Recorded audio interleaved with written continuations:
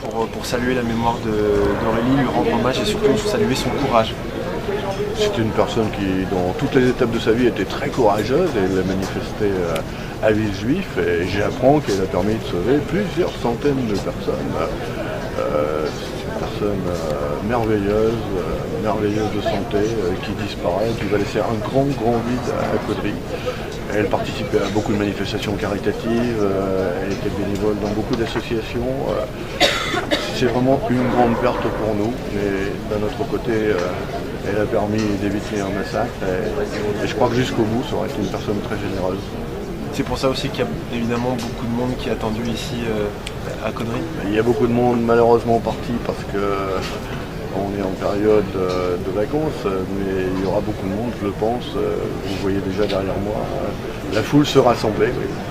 Depuis qu'on a appris son décès, il y a eu beaucoup de manifestations de compassion, d'hommage.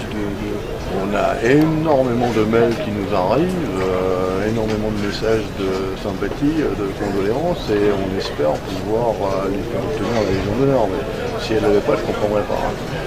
Parce que son acte, je le répète, a permis d'éviter un grand massacre. Et vous avez des souvenirs, vous, d'Aurélie? Elle était... Aurélie, j'ai l'habitude de dire, c'est un petit peu ma petite sœur. C'était quelqu'un qui était au conseil municipal de 2008 à 2014, donc quelqu'un que j'ai connu dans beaucoup de manifestations, dans beaucoup de circonstances. Donc je l'ai rencontré dans les associations. C'est quelqu'un qui était merveilleux, rayonnante de vie, qui parlait de l'avenir, qui était heureux de faire un stage pour se perfectionner professionnellement. C'est quelqu'un qui était très exigeante avec elle, puisque faire du fitness, c'est pas facile. Elle avait l'habitude de se pousser très fort au niveau sportif. C'est une grande perte, que dire de plus. C'est ça qui explique évidemment toute cette mobilisation, qui explique l'émotion que ça a provoqué.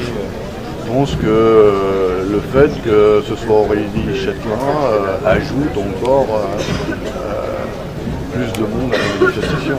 C'était pas quelqu'un qui ne s'occupait pas des autres, c'était quelqu'un de très généreux. Et je pense que beaucoup d'amis sont là pour lui rendre hommage. Gaylor, qu'est-ce que tu ressens aujourd'hui? De la tristesse.